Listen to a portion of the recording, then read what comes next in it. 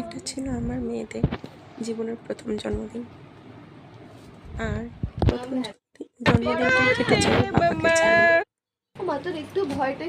ওর বাবা আমাদের সাথে থাকে না, জীবিকার চাহিদার জন্য ওর বাবা ভিন রাজ্যে থাকে।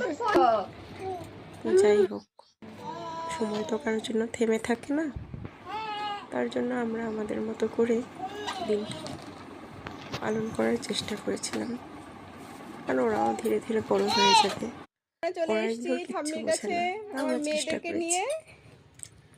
আশীর্বাদ করে দাও, ওকে একটু করো। তুমি ছোটকে করছো তো বারবার বারবার, যা তুই চলে যাচ্ছিস কেন? যেন ওরা ভালো থেকে সুস্থ থাকে, অনেক বড় হয়।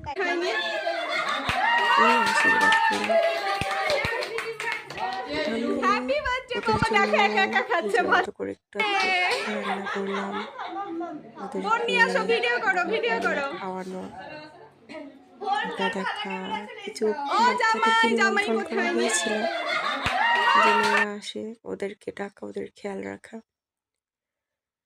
আমার মেয়েরা ওদিন খুব আনন্দ করেছিল, ওরা একটুকু বিরক্ত হয়নি, নিজেদের মতো করে হাতে খাচ্ছিল, ভালো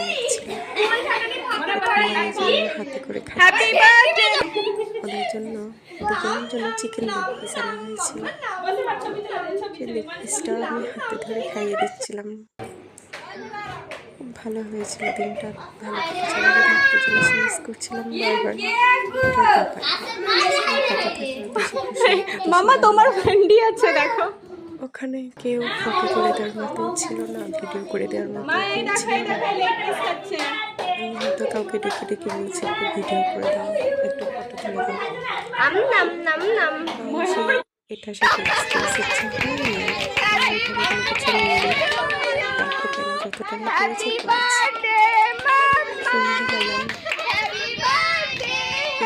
পর্ব চলে এলো।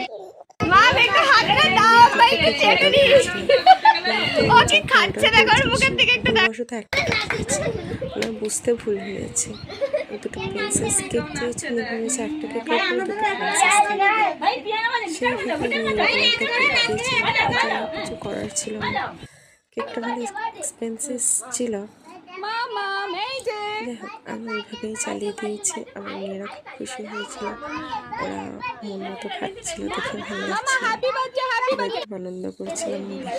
একজন আরেকজনকে বেশ খাইয়ে দিচ্ছে, মাখামাখি করছে, জামা হাত পা মুখ। ভালো লাগছিল, যখন বড় হবে দেখবে, ওটা ভেবেই ভালো লাগছে।